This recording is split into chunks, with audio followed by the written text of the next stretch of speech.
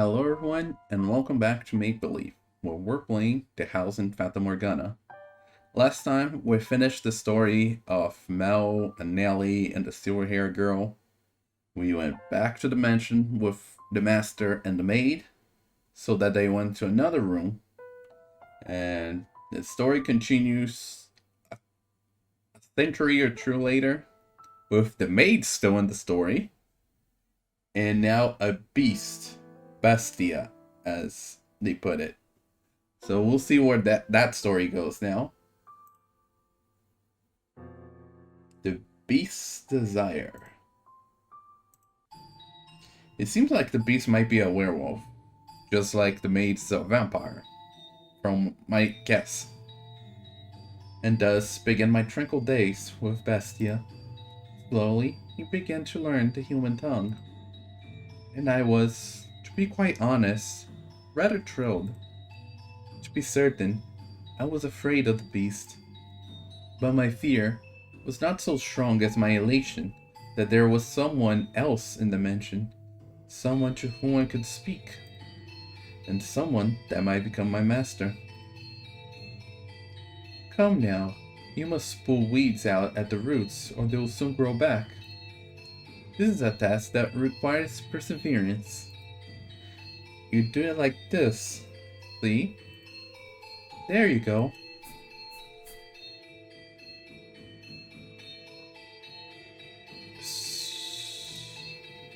Oh, did you not expect that? What appears to be many plants on the surface is actually all connected within the soil. This is a task that requires immense strength. If there were other servants, they could do it.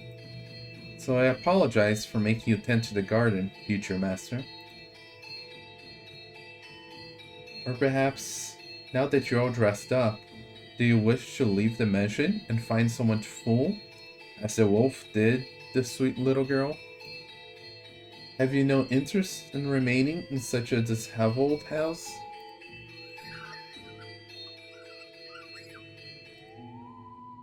Go on. No one leave. Oh my, is that so?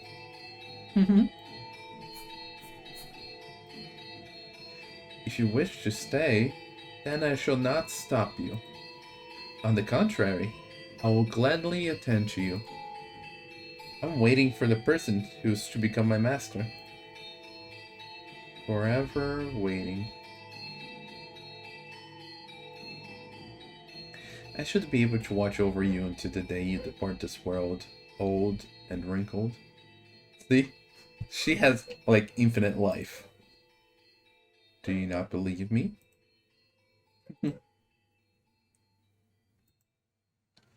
Are you interested in becoming the master of this house?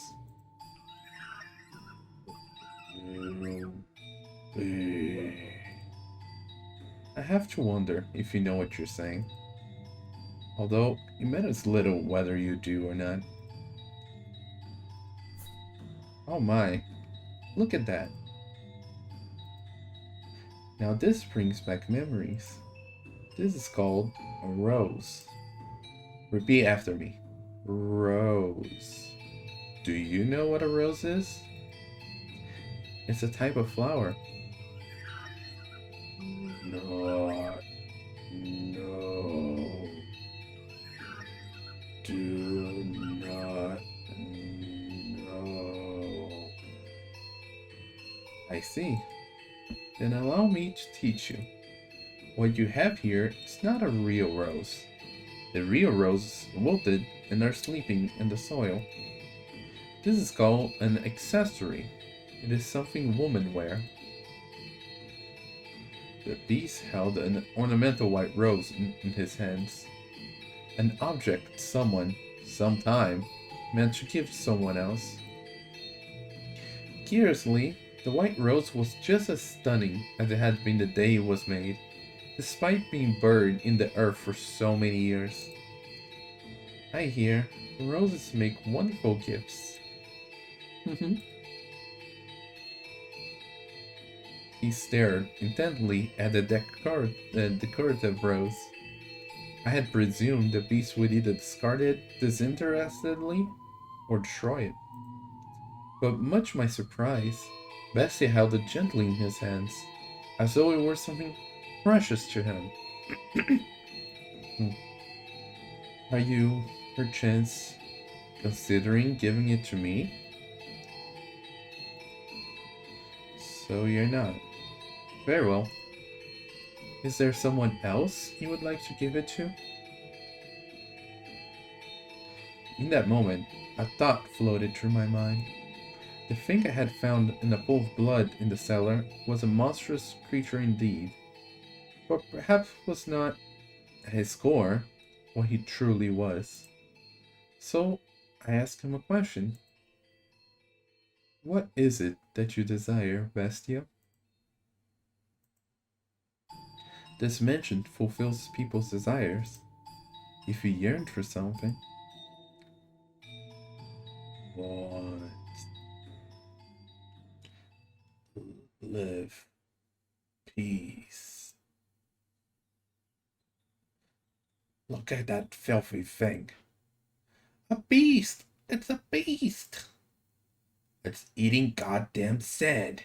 You really that hungry? Beast, you foul creature.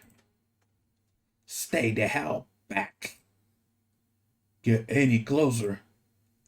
Filthy beast. And I'll kill you. Several days passed by.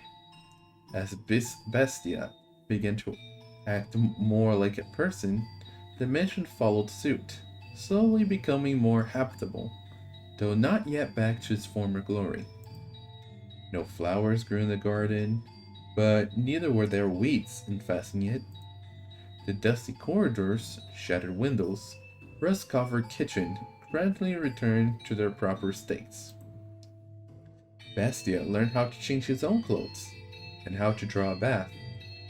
No longer did I have to wait on him hand and foot. He could take care of a number of things all by himself. What we lacked for food, he acquired from the forest.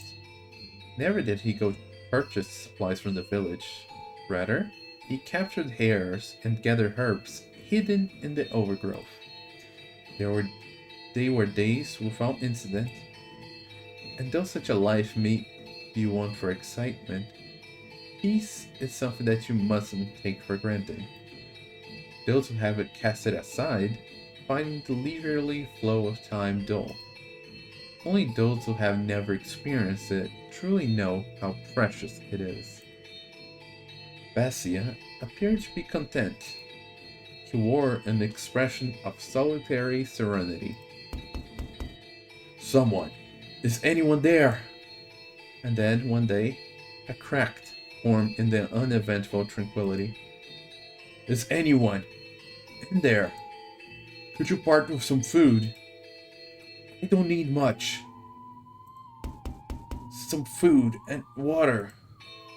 Just a little. That's all I need. Bestia looked over at me, as if seeking my aid. Ironic, no? It was the visitor who was truly in the need of aid. I pondered it for a few moments, deciding that I could not simply turn away someone calling upon the mansion. Had Bessia ordered me not to let him in, I would have followed his instructions, but he said nothing. Oh, that's the merchant. Oh, thank God, someone's here. I was afraid it was deserted. You said you were in the need of sustenance? Yes, it doesn't have to be much. Anything to quench this thirst. I got lost, and it's been several days. Give me a few minutes, and I'll find. Let him in. A firm, deep voice came from behind me. I was quite startled. When had the beast learned to act so much like a human? When had he learned to speak so clearly and to behave so much like a master? Uh, Upon seeing Bestia, a look of terror appeared across the Wanderer's face for a moment. To my eyes, Bestia was the very image of a head of a house, but to an outsider, he probably appeared to be nothing more than a beast in men's clothing. Prepare him a meal and a bed. I suspect he's quite tired. Wow, he's speaking full on sentences. Thank you very much. But in time, the fear drained from the man's face. That's good. Bestia sat precariously on the border between man and beast. Though he still had his doubts, the Wanderer revised his first impression, deciding Bestia was human. After all, you still need food and water. As the wolf had fooled the little girl in the forest, he too had succeeded in playing the role of a man. I thought I was a goner for a while there, but you really came to the rescue.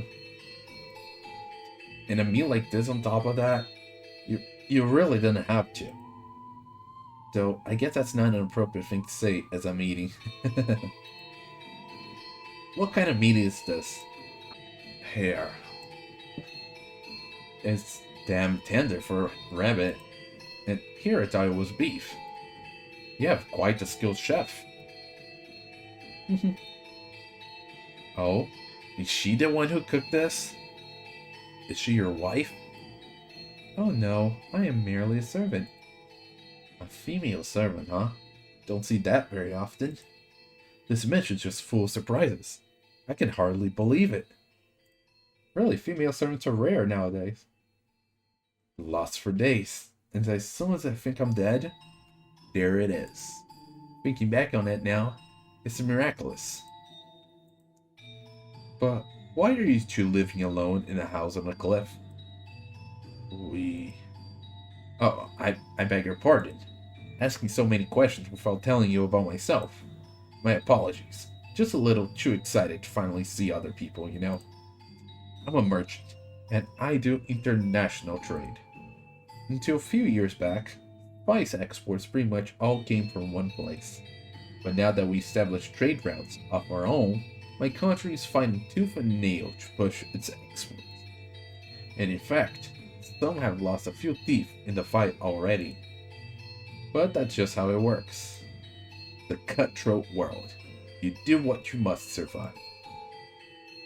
That's just how it works, the merchant said, a sorrowful look on his face. He was quite clearly putting on a show, though. Confidence in himself and his homeland radiated from the man. I came to this land to do business, but much to my chagrin, I somehow end up lost in the forest. Had I wandered around for much longer, I'd have lost the chances to ever see my beloved again. Your beloved? Yes, sir. I'm constantly out on business, so we only get to see each other a few times a year. But she always waits for my return. I'd like to introduce you to her if I ever get the chance. That would be a bit tricky. She's a pretty girl, if not especially striking. That's so. The merchant was a man of many words, and I, for one, did not mind a lively supper table. Though I did not know how Bestia felt, at the very least, I was glad we had invited the Wanderer into the mansion. He was, after all, holding a proper conversation with someone, and he seemed to be having success concealing his piercing, beast-like gaze. However... Oh, right, I stopped by the village before entering the forest, and I heard a bone-chilling tale there. As soon as the merchant brought up the subject, a palpable tension spread through the room. They say there have been sightings of a beast. The creature unlike anything anyone's seen before. Not a wolf or a bear or anything like that. He even attacked the village once, killing several people. Thankfully, the man managed to drive it out. but the creature is still alive out there. There's nothing in this world scarier than a vicious beast. So you should keep an eye out. Wouldn't want you accidentally let a murderous beast into your home. At the villager's insistence, I had the smithy forge me a knife. Is that knife?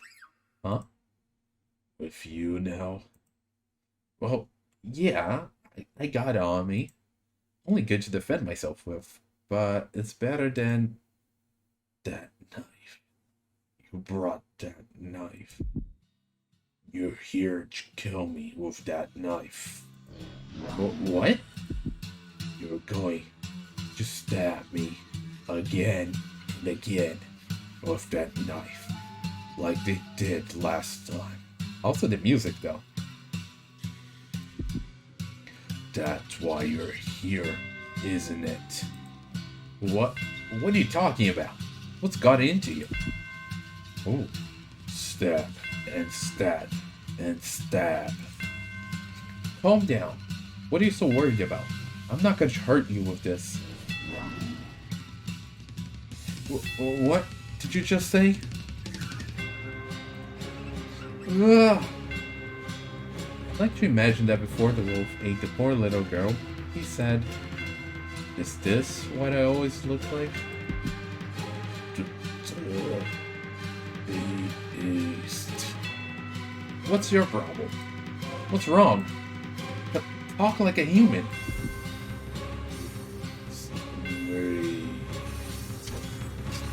Stop! Stay back! Get any closer and I'll stab you to death. You're just making it worse for you, man.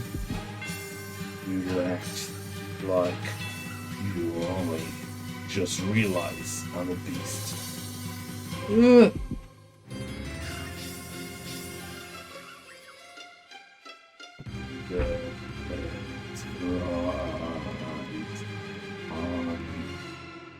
Beast.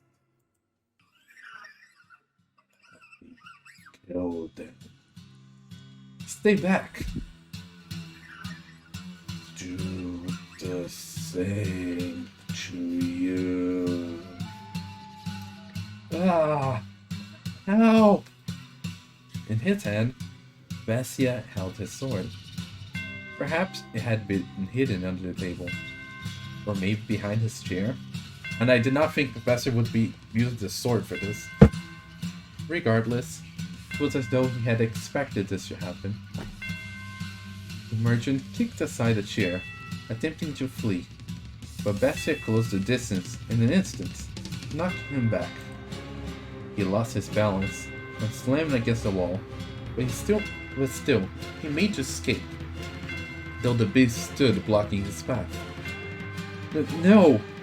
Please stop this! Don't kill me! My beloved's waiting for me back home. I can't leave her behind. Why should I care? Oh. Look at this. The beast's still all shaded out with just the mouth and the eyes showing. And here's our merchant, who we never got his name. A dreadful scream echoed through the dining room. I reflectively covered my ears. Please help! Ah! Someone! Anyone! No one's going to come for you. This mansion's a long way from down. Help! That woman! Why isn't she here? She was just...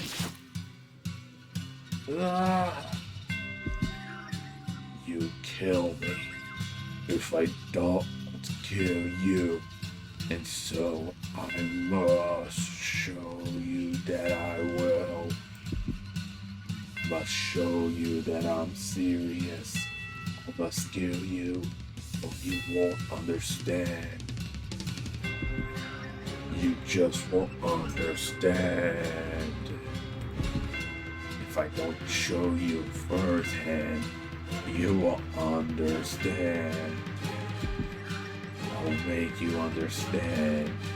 I'll make your flesh and bones understand. Kill. I'll kill you. I'll kill you. Ah! Kill you. That's right. I am a beast.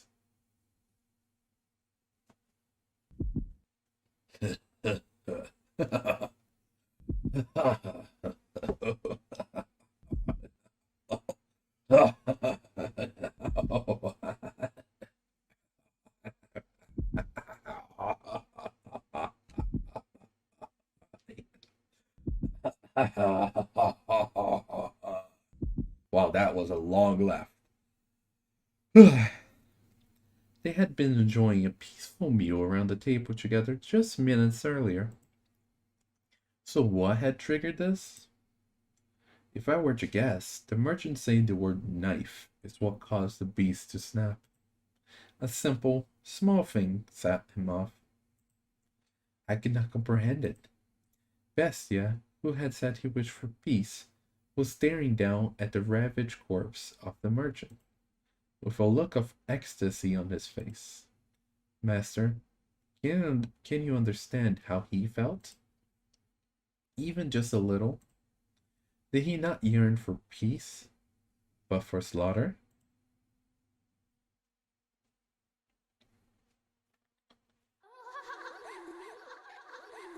Okay, the creepy kid's laughter.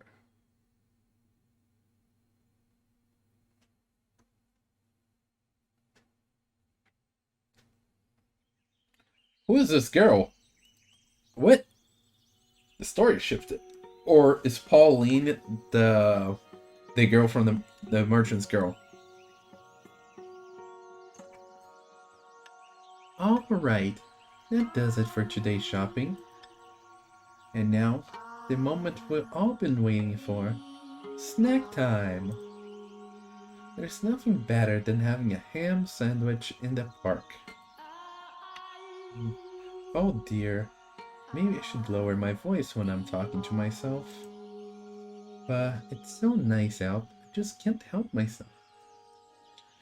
Does the weather have anything to do with one talking to oneself, though? Not important. Food, food. If he were here, he would taste even better. Yep, I do think so. I wonder when I'll get to see him next. Pauline? Pauline? There you are. Oh dear. What got you so frazzled, Mom? Pauline. Hmm? What is it? Did something happen? What's the matter, Mom? Mom? Pauline? This isn't like you, Mom. It's not like you at all. Tell me, what happened? Told you to stay away from men who trade. Huh? Oh, Pauline, my dear daughter. Why must God be so cruel for just such a sweet girl? You're hurting me, Mom. Don't squeeze so tight. What's got into you? Listen carefully, Pauline. You must be calm and hear me out. Understand? Your lover, that beloved man you wait for, is dead. How did they find that out?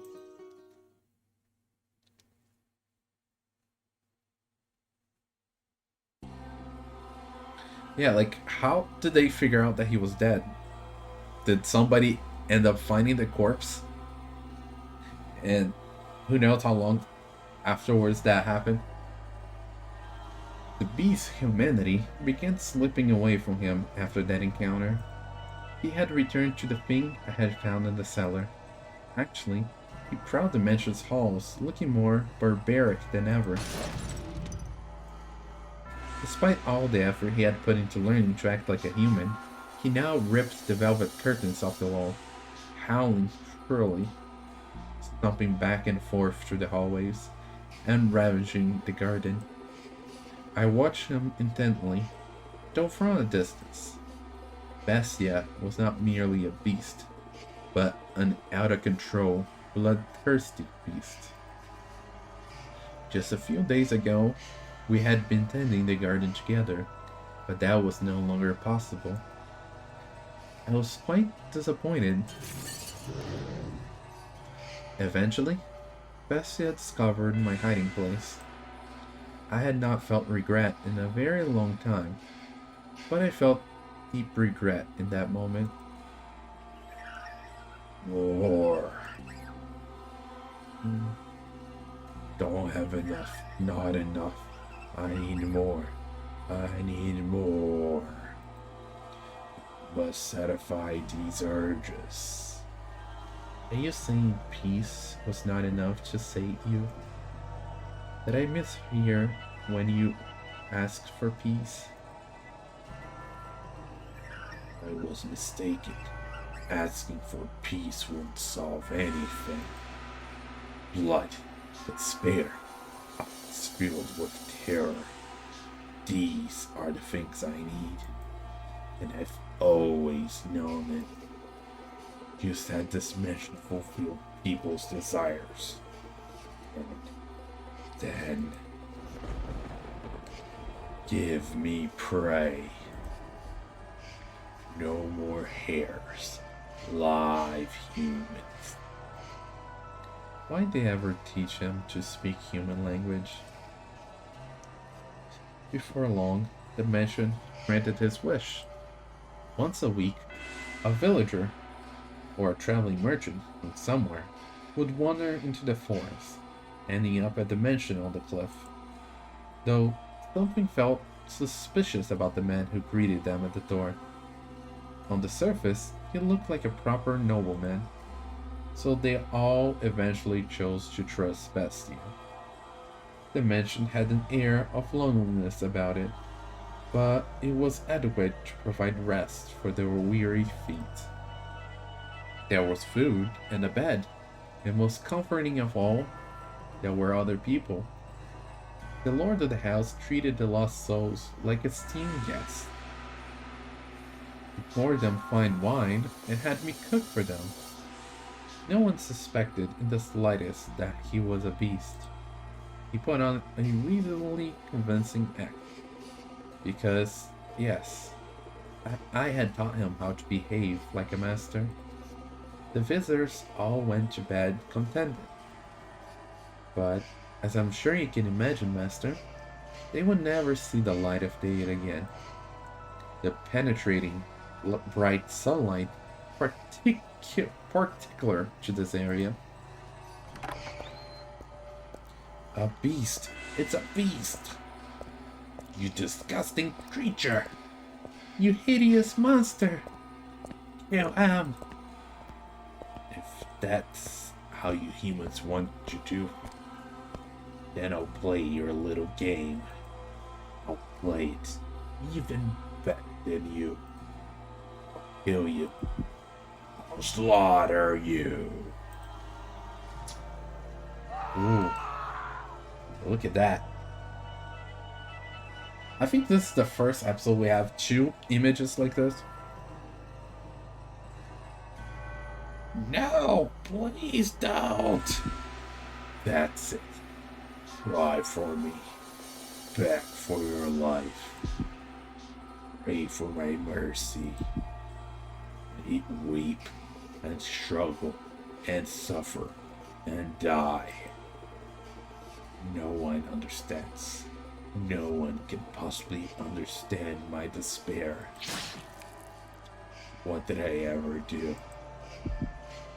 Was it just because I'm a beast? When did I become a beast? Why do beasts have to die? Beasts are savage, and so they must die. I'm a beast.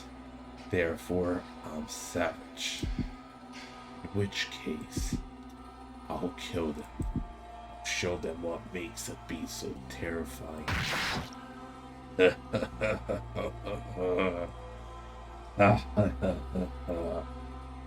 Okay, I thought we were gonna go on a long laughing track again. Moonlight crept through the torn velvet curtains, shining down upon the blood-soaked beast. It was a sight that would incite terror in anyone. Look at this. No one can stand up to me. Humans have no chance against beasts.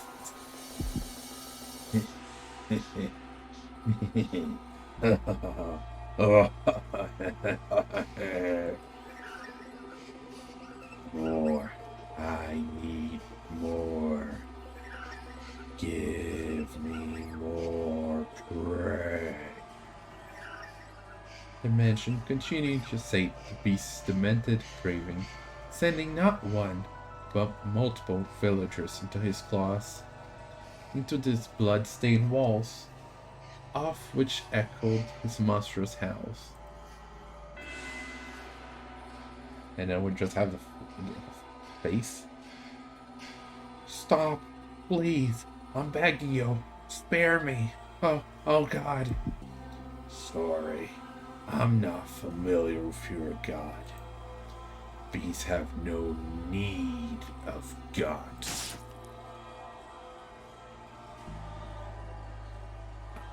I have a wife and son back at the village. Please, let me return to them. Why don't you bring them back to me? I'll send them to the same place you're going.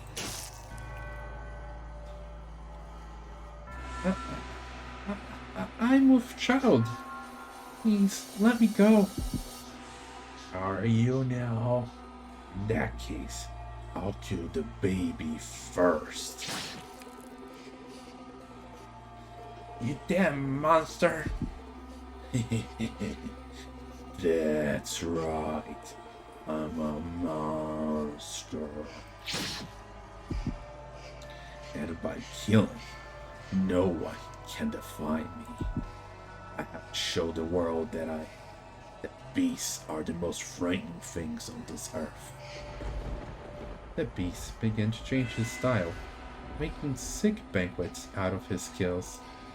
Some days, he would tie his guests up in the cellar, playing with them for hours until they finally died. Some days, he would drain them of their blood and bathe in it. Some days, he would spread them out on the table and feast upon them. Every week, another atrocious party. He did everything imaginable. As a faithful servant of this house, I am confident I can do most anything I am asked. Though you can surely imagine my surprise at having to use the cooking skills I learned while serving the flaxen-haired family to do that. I can only wonder if it actually tasted any good. Bestia's peculiar sword was always with him, for his twisted banquets of self-gratification. However much blood stained it, he never lost its sheen. It was as though the sword drank of the flesh of humans. Master, can you imagine just how wretched I felt? The mansion was a beautiful sight to behold, reeked of death and acrimony. I have no idea what that word means. The stench of rotting flesh seeped up from the cellar. Even the years it spent forsaken and in ruins were preferable to that. Or perhaps I only had myself to blame. It was I who invited the beast into the mansion. More, not enough. This isn't enough to satisfy me. But Bastia still sought to hold more of his perverse parties. Lost villagers were no longer enough to quell his urges. He was, indeed, a genuine beast. And in time, this is what he began to wish for. Can't you get me any better prey? Something truly exquisite. The perfect prey to quench this maddening thirst of mine. Do you know what he meant when he asked for the perfect prey, Master? Perhaps a hero, someone courageous enough to stand up to him, with whom he could enjoy a battle to the death. Perhaps a dazzling young nymph to satisfy his other primal urges. Or perhaps what he wanted was not human at all, but a demon or a phantom. I would soon find out, as the mention attempted to grant his wish, bringing yet another guest to the house on the cliff.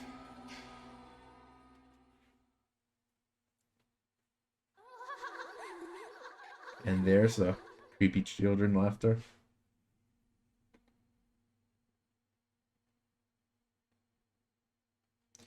If the devil guides us, if God guides us, then perhaps I could accept that this was fate. Then it makes sense that I'm here. Is anyone, is anyone there? I lost my way. Would you please be so kind as to spare me a little food? Ah, there. There it is.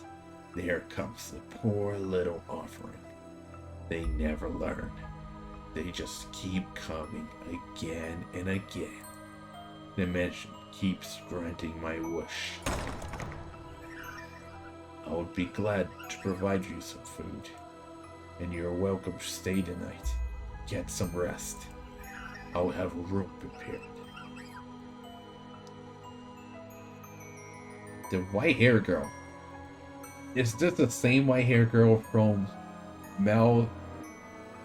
Which pretty much proves that she's a vampire in that case. But then, just like the maid, then I suppose I shall take you up on your generosity. I have been wondering for a very long, very, very long time. I imagine a long time. Also, white hair girl with the red eyes, the ruby eyes. What was that, Master? You recognize her? I imagine you would. That white hair, those red eyes, skin color of freshly fallen snow, and that flawless, beautiful visage. You could not possibly mistake her for anyone else. And no, it is not someone who happens to resemble her. I can understand why you would be surprised, Master. At first, I could hardly believe my own eyes. The wanderer knocking on the door that day was the very same fair-skinned young woman who visited the mansion oh so many years earlier. The white-haired girl must have spent many, many a night in the forest. Her crystalline skin was covered in red scratches from where she had brushed against stray branches and tree bark. She had even lost her shoes and was standing there barefooted, looking quite disheartened. But that did not make her any less beautiful. In fact, you could just imagine the dense forest canopy parting to allow the sun to shine down upon her. The beast appeared surprised by her angelic beauty as well. It seemed as though all the madness drained from him in that moment. He said nothing, but his eyes told all. He was entranced by the sight of the ruby red irises and her pure white hair. Wow, she has a gift or maybe a curse that attracts people. Possibly men. Pardon? This is what I ask for. Something to quench my thirst. You're allowed to be happy. But, as I said, it was only for a moment.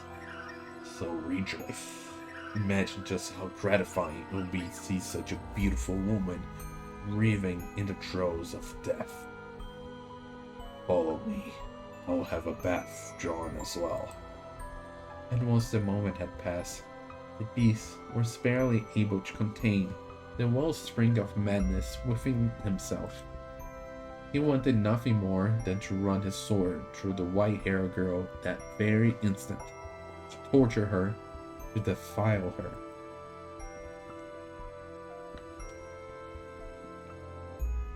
Now, is this white-haired girl gonna recognize the maid? He tended to her wounds, served her supper, and drew a bath for her. And afterwards, the beast even made to provide her with a dress to wear. Even the outfit she had only worn for one night so many years before was there, waiting for someone to put it on again, for her to put it on again. He said she could choose anything she liked. She, being such a modest young woman, that she needed not of such fine attire. And what a shame that was. I should wish to see her in a dress once more. I need not such fine clothing. You needn't be modest. No, no, that's not why. Are they not to your liking then? No, I just... My apologies. You're very generous. Foolish girl, smiling and calling me generous. I'll simply imagine what a pretty sight it will be. The sight of her fresh blood splattered on it. The sight of her life slipping away in it. I am glad that, after wandering for so long, I ended up here in this mansion. In a few hours, you'll be feeling the exact opposite. Get all the rest you need. I shall see you again in the morning. I thank you. Bestia then made his way out of the girl's bedchamber. His mask came crumbling off after only taking a few steps.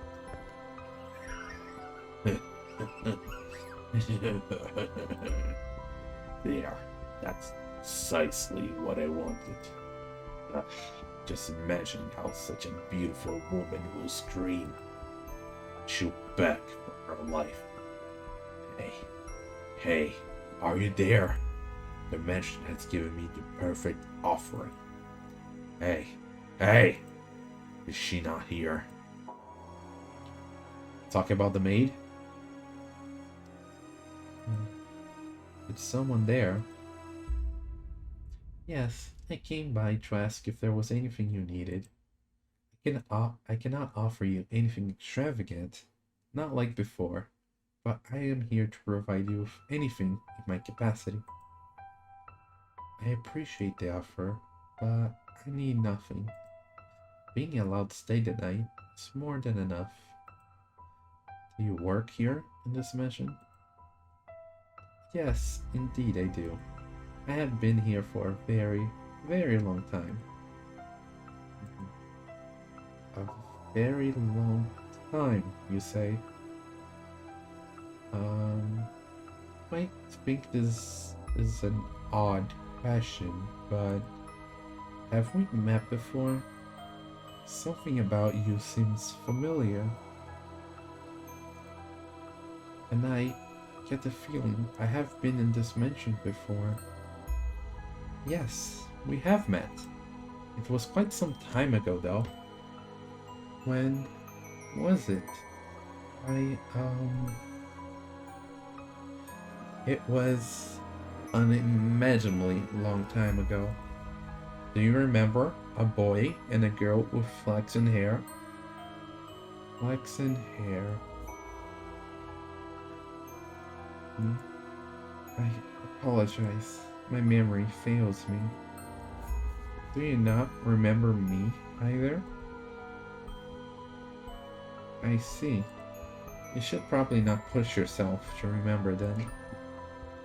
There were joyous times, and there were less than joyous times. But would you be so kind as to answer one question? What might your name be? My name... My name is...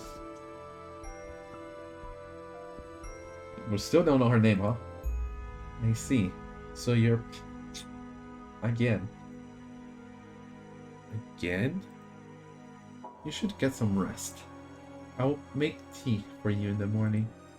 Also, go on, close your eyes. But Bestia never waited for morning to come. With his sword that smelled of blood hanging from his hip, the beast slowly, ever so slowly, crept towards the room where the white-haired girl slept. The time was soon approaching for the bloodthirsty beast to paint the walls with the young woman's blood, to turn her bedchamber into a gore-splattered altar upon which he would offer her to the devil. However, when he opened the door, the beast could hardly believe his eyes. She was not asleep, but sitting there as if expecting Bestia's arrival. Why are you awake? Did you not go to sleep? I heard footsteps, so And what were you planning to do when I got here? Surely you didn't think we'd simply have a nice midnight chat. I was hoping to ask what it was that you wanted. To ask what it was I wanted? Do you even realize what you're saying? Can you not see what's in my hand? You know exactly what I came here to do. Aren't you going to beg? Aren't you going to plead for your life?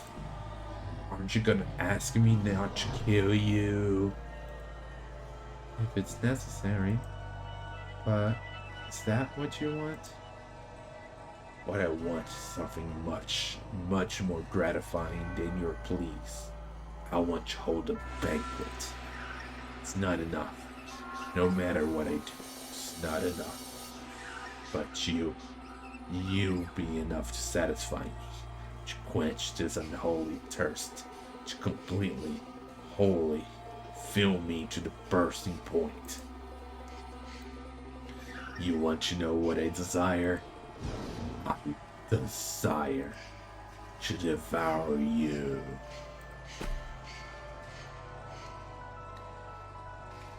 Oh, and we're getting yet another shot. Granted, I could have ended the episode a little earlier, but kind of hard to stop in the middle here. So we got 3 shots of the episode. Bestia shoved the girl back, slamming her into the mattress. He then stabbed his sword through the sheets beside her, looking down upon the girl, the moonlight at his back. Clenching her slender throat with one hand, he drew his sword once more, holding the tip but inches from her nose. No matter how much blood it drank, the sword continued to shine gloriously, as though it had just come from the forge. It was an awe-inspiring, ear-shedding blade, the sight of which would cause anyone to imagine the misfortune about to befall them. Go on, mock me, ridicule the hideous, barbaric beast standing before you. From the moment you saw me, you thought me unsettling.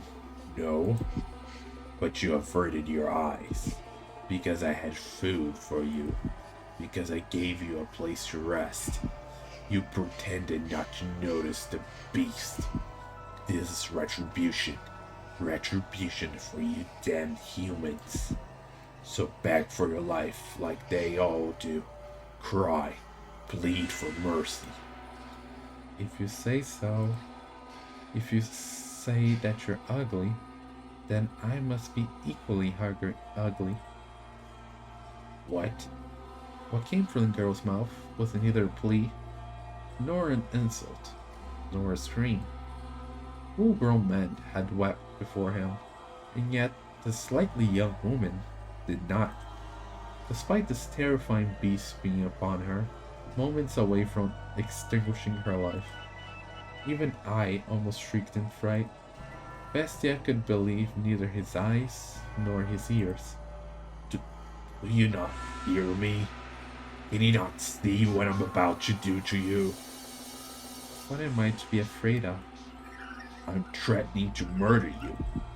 To rip your intestines out with his claws and watch you die in agony. I enjoy it more than anything in this world. filling other hearts with fear. The more lives I take, the more I enjoy it. I'm a beast, driven by madness. All he expected was for the beautiful girl before him to desperately implore him for mercy. He wanted nothing more than to see despair seep into every corner of her eyes, for he believed that it would be a truly sublime moment, euphoria unlike anything he had experienced before. Bestia prodded her with his singular sword, poking a slit in skin smoother than silk. You mean to take mercy on me because you see me as pitiful. But she did not do as the beast wishes. She looked up at him with sympathy rather than fear. This rattled the beast. He had never once seen anyone respond to him that way. What possessed you to say that? What on earth is going through your head? Mercy? Mercy? Do you not comprehend the situation? How can I be so calm? How can you be so calm? Scream, cry, and shout. Beg for me to spare you. Throw yourself at my feet. Throw yourself at my feet. Otherwise, a beast. A beast that never tires of killing. To me, you appear to be a person. You're lying. You listen to the things I say, and you respond with your own words. I was taught how to speak. I'm a beast who speaks human language. But you think? You use your mind to come up with responses, and you hesitate. If I, if I, if I'm human, then why do they disparage me so? Why do they reject me and try to kill me? Because I'm a beast, a repulsive beast. That's why, isn't it? I will do nothing to hurt you. We are alike. Alike? Don't be ridiculous. How can you say that we're alike when you're as beautiful as you are? There is nothing beautiful about me. What value does outward appearance have? You You have suffered much persecution, which is why you tremble in fear. I am not trembling. I am not afraid. I can hear the cries of your heart. What on earth is wrong with you? Why are you not afraid? Why do you not scream in terror? I am afraid, but more than fear, I feel like I know now what my role is. Your role? If you will have me, then I would like to remain here in the mansion. Are you mad? I will eventually kill you, torture you, put you through hell, make you wish you were never born. That does not change my mind. Please, allow me to say. I find it very hard to believe that what you want deep down is to hurt people. And I get the feeling that I am meant to be here. That is my role. Bestia was at a loss. He was perhaps afraid of this girl who did not fear him and even attempted to embrace him. She behaved too differently from all the other humans he knew of, who only ever harassed and pushed him away. Why are you so kind to me? To this beast, this murderer? Bestia's sword slipped from his hand, hitting the hard floor with a metallic whine. When the sound died down, the white-haired girl extended her hand for the beast with the utmost affability. Her fingers were white as freshly fallen snow, something this area never saw. They traced his distinctive frames. They ran along his unusually shaped nose. They slid across his rough, yellowed skin. They drifted around his rather small eyes. The beast trembled once more, this time not out of twisted desire from deep within, but from the unimaginable comfort of physical contact. Her fingers moved so gently, so pleasantly, wrapping him in their warmth. Are you crying? A single teardrop slipped down the arc of her finger. Looking to her clear eyes, Bestia came to a realization, and at the same time, he felt somewhat dismayed. You are without sight. Oh, she's blind. That's that's why I should not recognize the maid, perhaps. And, wow, that gives a whole new perspective on things. Taking the throes of his primal urges, the beast had not noticed, but there was an emptiness in the girl's eyes. She appeared to be gazing far into the distance, not focused on the man, despite being close enough to touch him. Tears had begun running down Bestia's cheek earlier, when she had called him a person. But it was not until one of those droplets had slid across the back of her fingers that she had realized it. She would, indeed, have no need of extravagant dresses. After all, she could not see what she was wearing. That is correct. I am blind. But whoever decided that reality is only that which can be seen? I know not what appearance I have. In the darkness, everything is as one. There is no difference between beast and man. If you're a beast, then I too must be a beast. To call the girl a beast would be paramount to eating sugar and insisting it was salt. Do pardon the trite analogy, please. But you know rather well, master, that the white-haired girl was not at all what one would call a beast. Not simply in appearance, but all the way down to her core. There was nothing beastly about her. Her words brought him faint pain, but the beast still felt, on some level, what he wanted to keep her, that he wanted to keep her at his side, to see what would happen. His next words were in large part impulsive. I am grateful that you cannot see.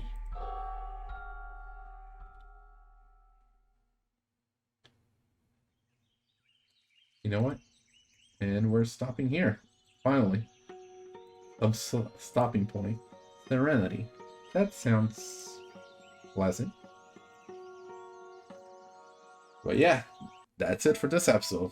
We basically got two events going on.